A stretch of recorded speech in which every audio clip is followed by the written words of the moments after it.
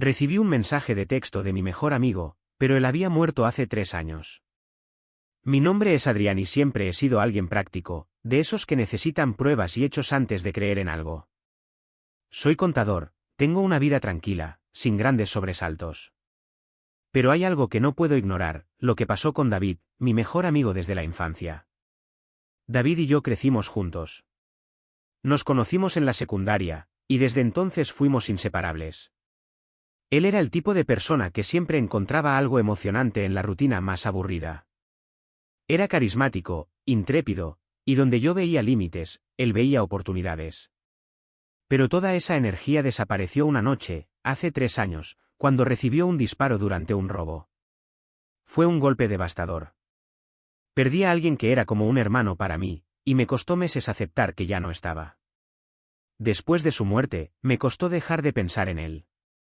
Aunque la vida siguió y eventualmente las heridas comenzaron a sanar, siempre había algo que me recordaba a David, una canción en la radio, una frase que solía decir, incluso un sueño ocasional donde estábamos de vuelta en la secundaria, hablando como si nada hubiera pasado. Pero lo que ocurrió hace unos días no tiene explicación. Era una noche común. Había terminado de trabajar y estaba en casa, viendo algo en mi teléfono antes de irme a dormir. De repente, recibí una notificación. Era un mensaje. Pero cuando vi el remitente, sentí como se me helaba la sangre. Era David. ¿Estás despierto?, decía el mensaje.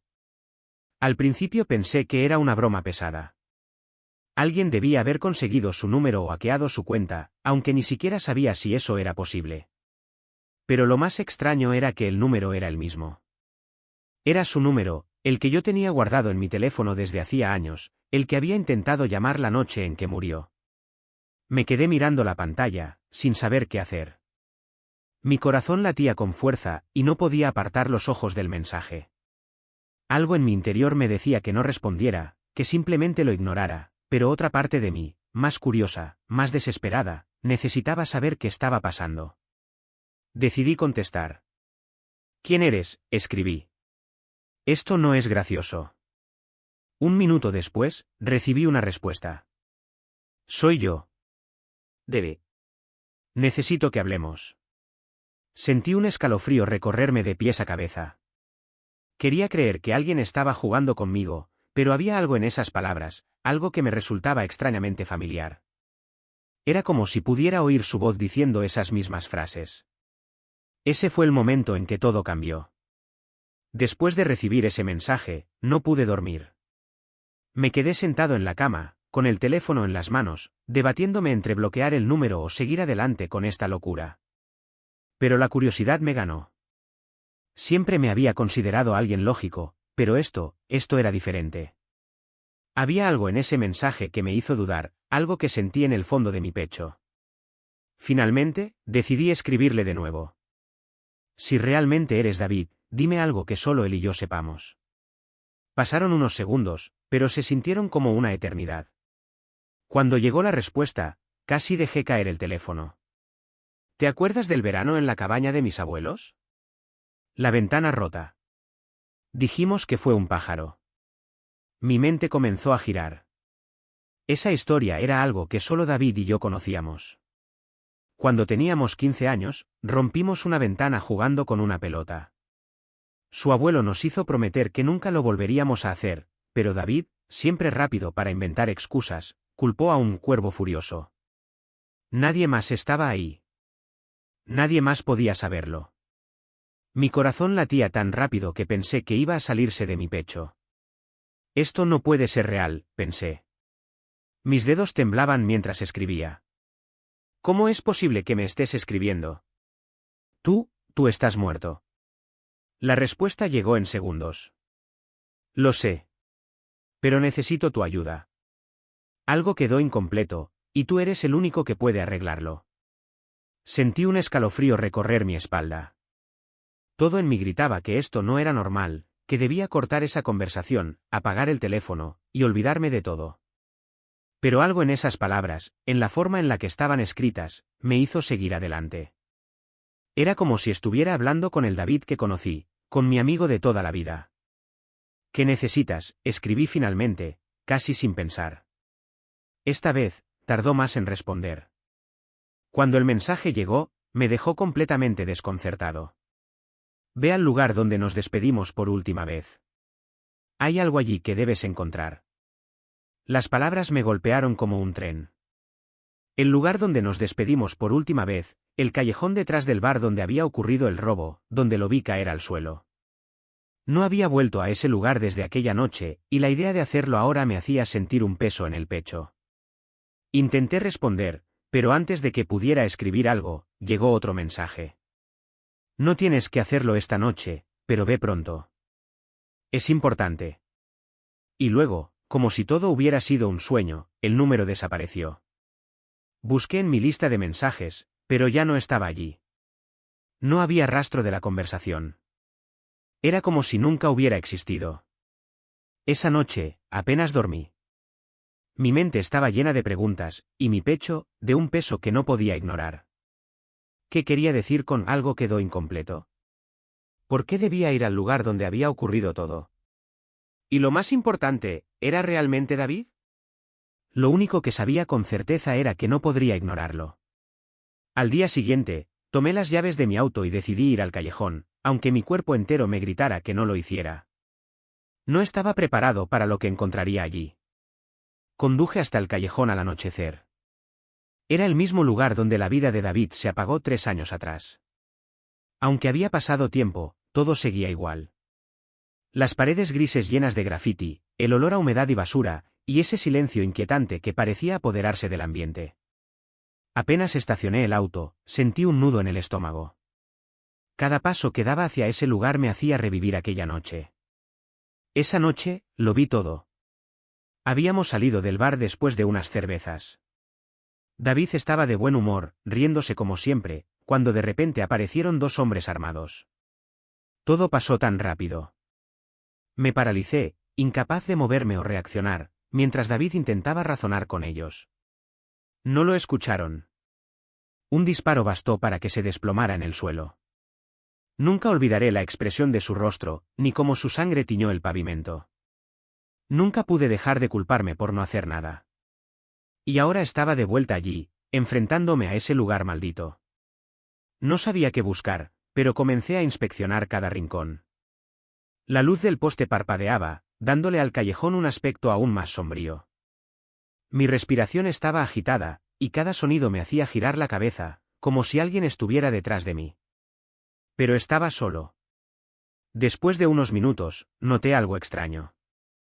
En la esquina del callejón, había un ladrillo flojo en una de las paredes. Algo en mi interior me dijo que debía revisarlo. Con cuidado, lo saqué, y detrás de él encontré una pequeña caja metálica, vieja y oxidada. Mi corazón comenzó a latir con fuerza mientras la abría. Dentro había una nota escrita a mano y un llavero con una pequeña llave. Reconocí la letra de inmediato, era de David. La nota decía: si estás leyendo esto, significa que algo salió mal. Lo siento, Adrián, nunca quise que te involucraras en esto, pero no tuve otra opción. La llave es para un casillero en la estación central. Necesitas ir allí. Lo que encuentres te lo explicará todo. Mis manos temblaban mientras releía esas palabras. ¿Un casillero? ¿Por qué David habría escondido algo allí? Nada de esto tenía sentido.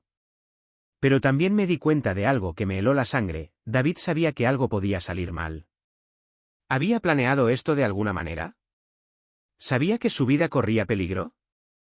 Guardé la llave y la nota en mi bolsillo, sintiendo que cada vez estaba más profundo en algo que no entendía. Al salir del callejón, sentí que alguien me observaba. Miré a mi alrededor, pero no vi a nadie. Tal vez era mi mente jugándome una mala pasada, o tal vez no estaba tan solo como creía. Al día siguiente, fui a la estación central con la llave. Encontrar el casillero fue fácil, pero abrirlo fue otra cosa. Mi corazón latía como si estuviera a punto de estallar. Cuando lo abrí, encontré un sobre grueso lleno de documentos y una memoria USB. Los documentos parecían oficiales, contratos, nombres, fechas, cantidades de dinero, pero lo que más llamó mi atención fue un nombre repetido varias veces en los papeles. Era alguien que conocíamos, alguien que nunca habría sospechado. Lo que estaba viendo era una prueba de que David había estado metido en algo grande, algo peligroso. Pero también era la evidencia de que había alguien más involucrado. Alguien que tal vez todavía estaba cerca. En ese momento, entendí que la muerte de David no había sido solo un robo al azar. Había algo más, algo mucho más oscuro detrás de todo. Pasé toda la noche revisando los documentos y la memoria USB que encontré en el casillero. Al principio, no entendía mucho, pero poco a poco todo comenzó a tomar forma. Los papeles revelaban que David había descubierto una red de corrupción que involucraba a personas influyentes de nuestra ciudad, empresarios, políticos, incluso miembros de la policía. Era algo grande, algo que claramente lo había puesto en peligro. El nombre que más se repetía en esos documentos era alguien a quien conocíamos desde siempre, el padre de David, Raúl. Para mí, Raúl siempre había sido un hombre tranquilo, algo distante, pero nunca imaginé que estuviera relacionado con algo tan turbio. Según los papeles, Raúl había estado utilizando su posición en una empresa de transporte para encubrir lavado de dinero. Y por lo que parecía, David había descubierto todo eso por accidente. De repente, entendí lo que había pasado. David no murió en un robo al azar. Había sido silenciado porque sabía demasiado. Esa revelación fue como una bomba en mi mente. Como no me había dado cuenta antes. Como no había sospechado nada. Pero lo peor de todo era que ahora yo también sabía demasiado. Si quienes habían eliminado a David se enteraban de que tenía esta información, seguramente yo sería el siguiente. En los días siguientes, sentí que me vigilaban. Cada vez que salía de casa, notaba autos estacionados que antes no estaban, rostros desconocidos en mi vecindario. Sabía que mi tiempo era limitado. Tenía que decidir qué hacer con toda esa información. Al final, tomé una decisión. Fui directamente a la prensa. Llevé todos los documentos y la memoria USB a un periodista de confianza, alguien que sabía que no podía ser comprado. Cuando le expliqué lo que tenía, su rostro pasó de incredulidad a puro asombro. Me prometió que investigaría y que la verdad saldría a la luz. Unos días después, la historia estalló en los medios. Los nombres de los implicados llenaron los titulares, y el escándalo sacudió a toda la ciudad. Raúl fue arrestado junto con varios de sus socios.